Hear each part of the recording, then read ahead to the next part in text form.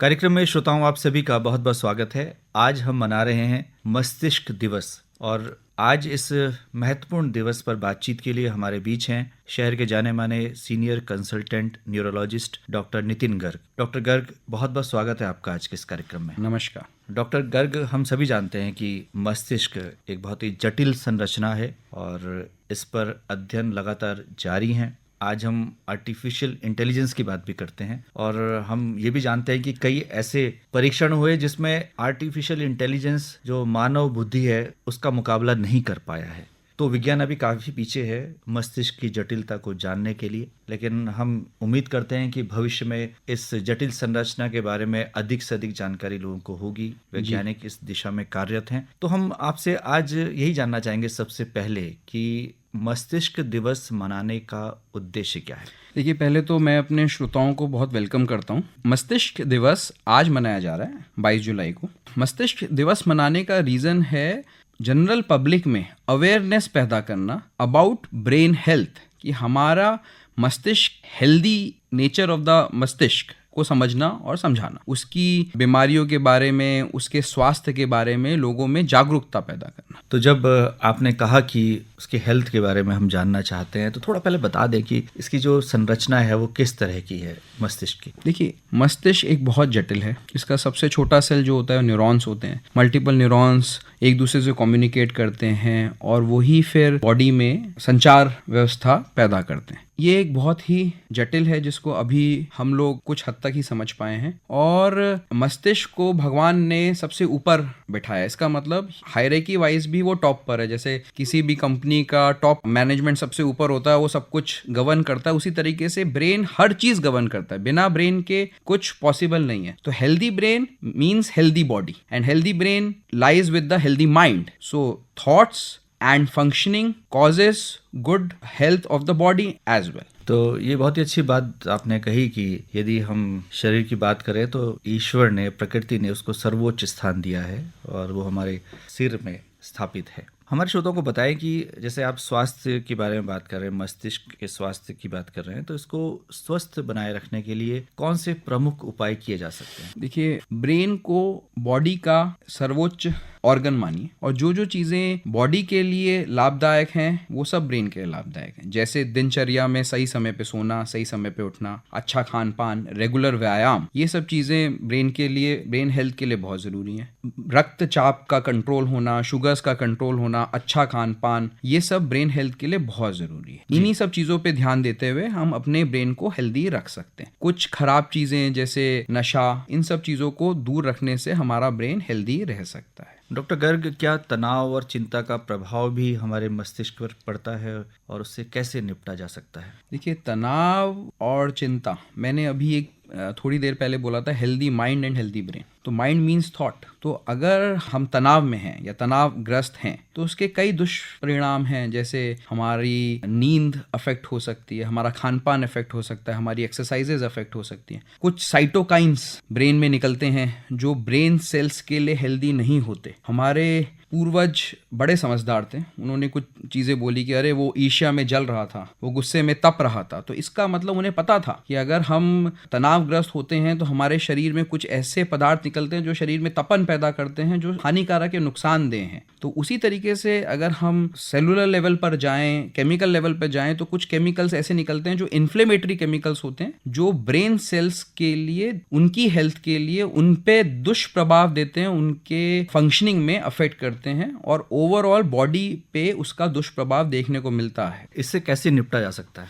इससे निपटने का तरीका बहुत सरल है। अननेसेसरी चिंता ना करें। दूसरी चीज वही जैसे मैंने बोला, सही समय पे सोएं, सही समय पे उठें, व्यायाम करें। जब हम व्यायाम करते हैं तो हमारे शरीर से कुछ केमिकल्स निकलते हैं जिसको हम एंडोर्फिन्स कहते हैं। एंडोर्फिन्स कहीं ना कहीं एक प्लेजर और टेंशन को, प्लेजर देता है और टेंशन को कम करता है और ब्रेन के लिए हेल्पफुल होता है। ऑक्सीटोसिन निकलता है, डोपामीन निकलता है। हम एक दूसरे से अगर अच्छा व्यवहार करते हैं, अच्छी प्यार की बातें करते हैं, तो ये सब चीज़ें निकलती हैं जो हमारे ब्रेन को हेल्दी रखती हैं। फिर अच्छा खान पान, ये सब चीज़ें हमारे शरीर को रिवॉर्ड देती हैं। हमारे रिवॉर्ड देती है तो ब्रेन में कुछ अच्छे केमिकल्स निकलते हैं जो कि हमारे ब्रेन और बॉडी हेल्थ के लिए ज़रूरी हैं। तो इन्हीं सब चीज़ों को रेगुलर प्रैक्टिस करते हुए, अननेसेसरी चिंता ना करते हुए, अपनी दिनचर्या को 3 भागों में बांटते हुए, जिसमें 8 घंटे सोना, 8 घंटे काम करना, 8 घंटों में से कुछ डिवीजन दोस्तों को देना, परिवार को और देना, ये सब चीज़ें बड़ी ज़रूरी हैं जो हमारे ब्रेन को खुश, हेल्दी रखती हैं और कहीं ना कहीं हमारी बॉडी को हेल्दी रखती हैं। बच्चों के मस्तिष्क के विकास की बात की जाए तो हमें किन बातों का ध्यान रखना चाहिए?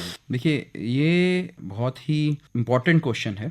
मस्तिष्क का विकास माँ के पेट में ही शुरू हो जाता है। हमने सुना भी है कि जी अभिमन्यु ने कहानी सुनी थी कि कैसे चक्रव्यूह को भेदा जाए, और ब्रेन एक ऐसा ऑर्गन है जो जिंदगी भर उसमें विकास है, पर हम फिर भी साइंटिफिकली हम ये बोलते हैं कि by the end of 2 years we achieve maximum brain development and which keeps on changing over a period of life. तो अपने समय के साथ बदलता रहता है, कम ज़्यादा होता रहता है। जो हम नई चीज़ें सीखते हैं उसमें कुछ एडिशंस हो जाते हैं, कुछ पुरानी मेमोरीज डिलीट होती हैं। तो मस्तिष्क का विकास माँ के पेट से ही चलता है और ताउम्र चलता है, उसमें मैक्सिमम बाय 2 years हमें देखने को मिल जाता है। अब इसमें ज़रूरी है बच्चों के लिए अच्छा खान पान, बहुत ज़रूरी है इन्फेक्शन से बचना, बच्चों में स्किल डेवलपमेंट प्रोग्राम्स जो आते हैं उसमें बच्चों को एनरोल कराना, बच्चों को रेगुलर बुक रीडिंग, इन चीज़ों के लिए प्रमोट करना। कुछ एडिक्शंस होते हैं, जैसे आजकल के बच्चों में हम देखते हैं कि सारे दिन मोबाइल पे बैठ के रील्स देखते हैं, उन चीज़ों से उनको बचाना, बच्चों में कॉन्फिडेंस पैदा करना, ये सब चीज़ें कहीं ना कहीं ब्रेन डेवलपमेंट में, हमारे विचारों के डेवलपमेंट में आगे चल के हेल्प करती हैं और हमें एक अच्छा इंसान आगे लाइफ में बनाने में हेल्प करती है। खान पान का आपने कहा कि बहुत महत्वपूर्ण योगदान है, उसकी भूमिका है, तो मस्तिष्क को स्वस्थ रखने के लिए किन खाद्य पदार्थों का हमें सेवन करना जरूरी है? देखिए, मैं इससे पहले ये बोलूँगा कि किन चीज़ों का सेवन ना करें। तो जैसे तंबाकू का ना करें, शराब का ना करें, बहुत ज़्यादा नमक का ना करें, बहुत ज़्यादा तेल चिकनाई का ना करें। बाकी सब कुछ खाएं, उसमें आप ऐड ऑन कर सकते हैं जैसे ओमेगा 3, ये ब्रेन के हेल्थ के लिए एंटीऑक्सीडेंट्स जो होते हैं, ये हमारे ब्रेन हेल्थ में अच्छा रोल प्ले करते हैं। उसी तरीके से कुछ फ्लेविनॉइड्स होते हैं, फ्लेविनॉइड्स ब्रेन में ब्लड का संचार बेटर करते हैं, तो ये हमारे ब्रेन डेवलपमेंट में हेल्प करते हैं। ओवरऑल एक रेगुलर अच्छी डाइट जिसमें सलाद हो, जिसमें फल हो, जिसमें नॉर्मल खाना हो, बहुत ज़्यादा नमक नमकीन ना हो, वो मस्तिष्क के लिए एक अच्छा खाना माना जाता है। डॉक्टर नितिन गर्ग, उम्र बढ़ने के साथ तमाम बीमारियां भी बढ़ती हैं और हमारे जो ऑर्गन्स हैं उनकी कार्य क्षमता भी प्रभावित होती है। तो मस्तिष्क में कौन सी सामान्य समस्याएं उत्पन्न हो सकती है उम्र के बढ़ने के साथ? देखिए, उम्र बढ़ने के साथ जो सबसे कॉमनली हम लोग देखते हैं रोज, फॉरगेटफुलनेस या चीज़ों को भूलना, ये ब्रेन सेल्स के टूटने की वजह से होती है, इसको हम न्यूरो डिजेनरेटिव डिसऑर्डर्स कहते हैं। अमूमन थोड़ी बहुत न्यूरो डिजेनरेशन या सेरिब्रल एट्रोफी हमें सभी में मिल जाती है, पर अगर वो ज़्यादा हो कि वो पेशेंट्स के डे टू डे एक्टिविटीज़ को अफेक्ट कर रही है, उनमें भूलने की समस्या ज़्यादा हो गई है, वो लोगों को पहचान नहीं पा रहे क्या सामान कहाँ रखा है, जिसको हम डिमेंशिया बोलते हैं, ये अमूमन हमें मिल जाती है। और एजिंग फैक्टर्स के साथ हमें पार्किंसंस डिजीज, एज के साथ स्ट्रोक रिस्क, ये सब चीजें एजिंग के साथ ब्रेन डीजनरेशन, ब्रेन सेल्स के डीजनरेशन के साथ हमें मिल जाते हैं। कुछ risk with age, cancers risk भी बढ़ जाते हैं डिपेंडिंग अपॉन। तो इनसे कैसे बचा जा सकता है? हेल्दी जीवन, हेल्दी लाइफस्टाइल, अपने सिम्टम्स को नज़रअंदाज ना करें। अगर कोई भी सिम्टम आता है, हमें लगता है कि हमें सिर दर्द है या हमें भूलने की दिक्कत हो रही है या हमारे बैलेंस बिगड़ रहा है या हमें कंपन आ रहा है, तो उसको नज़रअंदाज ना करें कि अरे ये तो सिर्फ एज रिलेटेड बीमारी है। अपने डॉक्टर से मिलें, उनसे संपर्क करें, उनसे बात करें, अपने दिनचर्या को देखें, स्लीप वेक साइकिल, हम सही समय पे सो रहे हैं, सही उठ रहे हैं, बहुत स्ट्रेस तो नहीं ले रहे, उन चीज़ों को भी इसमें मिलाएं। रोजाना की लाइफस्टाइल को चेंज करें, पर डॉक्टर से भी ज़रूर मिलें। आमतौर पर ऐसे कहा जाता है कि व्यायाम संपूर्ण शरीर के स्वास्थ्य के लिए बेहतर है, तो क्या ये नियमित व्यायाम हमारे मस्तिष्क को भी बेहतर रख सकता है? जी, मैंने बताया था कि जब हम व्यायाम करते हैं तो कुछ तो ब्रेन में अच्छे केमिकल्स निकलते हैं, दूसरा व्यायाम करने से शुगर्स कंट्रोल रहती हैं, ब्लड प्रेशर्स कंट्रोल रहते हैं, तो ये सब कहीं ना कहीं डायरेक्टली और इनडायरेक्टली हमारे ब्रेन हेल्थ और बॉडी हेल्थ के लिए फायदेमंद है। हर आदमी को एटलीस्ट 45 मिनट हफ्ते में 5 दिन जरूर व्यायाम करना चाहिए। डॉक्टर गर्ग, ये डिजिटल युग है और ऐसे में मस्तिष्क को स्वस्थ रखना एक बड़ी चुनौती भी आजकल लोग मान रहे हैं, आप क्या कहते हैं? बिल्कुल सही कहा आपने। डिजिटल युग, लॉट्स ऑफ इंफॉर्मेशन, हर जगह से हर टाइप की इंफॉर्मेशन, कुछ अच्छी कुछ खराब, कुछ एक्साइटिंग तो कुछ डिप्रेसिंग। तो ऐसे में किसको चुनना है, क्या चुनना है, उससे कितना प्रभावित होना है, ये भी हमारे ब्रेन हेल्थ पे इफेक्ट कर रहा है। तो इसीलिए कहीं ना कहीं बच्चों में माँ बाप को कुछ करना चाहिए कि भाई ये चीज़ें लिमिटेड डिजिटलाइजेशन के लिए मैं कहूँगा, आप इन्फॉर्मेशन, जो भी इन्फॉर्मेशन है that should be filtered information, कितनी बच्चों तक पहुंचनी चाहिए, फिर क्या इन्फॉर्मेशन पहुंचनी चाहिए, फिर मैंने जैसे बताया इजी इन्फॉर्मेशन है, तो इजी इन्फॉर्मेशन में और नॉलेज में फर्क है। आपके पास सब कुछ अवेलेबल डेटा है, पर क्या आप उससे एक एसेंस निकाल सकते हैं, उस इंफॉर्मेशन को समझ के एसेंस निकालना, ये सब चीजें हैं। आजकल अनफॉर्चुनेटली इतने डिजिटलाइजेशन हो गया कि बच्चों में इसका एडिक्शन हो गया है, मोबाइल एडिक्शन। जैसे कि अल्कोहल एडिक्शन है, स्मोकिंग एडिक्शन है, वैसी मोबाइल एडिक्शन। इससे हमें अपने बच्चों को बचाना है। हम देखते हैं कि बच्चे पहले बुक पढ़ते थे, कहानियां पढ़ते थे, कहानियां सुनते थे, बड़ों के एक्सपीरियंसेस सुनते थे। अब क्या है, घर के सब लोग बैठे हैं, सब चारों के चारों मोबाइल पर हैं। तो उस वजह से क्या हो रहा है कि उनका वर्ल्ड सिर्फ वो हो गया है, तो they are not exposed despite बहुत सारी इंफॉर्मेशन होते हुए भी। तो हमारा घेरा कम होता जा रहा है और वो कहीं ना कहीं ब्रेन पे इफेक्ट कर रहा है। कुछ स्टडीज हैं भी कि बहुत ज्यादा रेडियो फ्रिक्वेंसीज से ब्रेन की हेल्थ पे भी इफेक्ट आया है, स्क्रीन टाइम भी बढ़ गया है, स्क्रीन टाइम भी बहुत ज्यादा बढ़ गया है, आंखों पे भी उसका प्रभाव पड़ रहा है।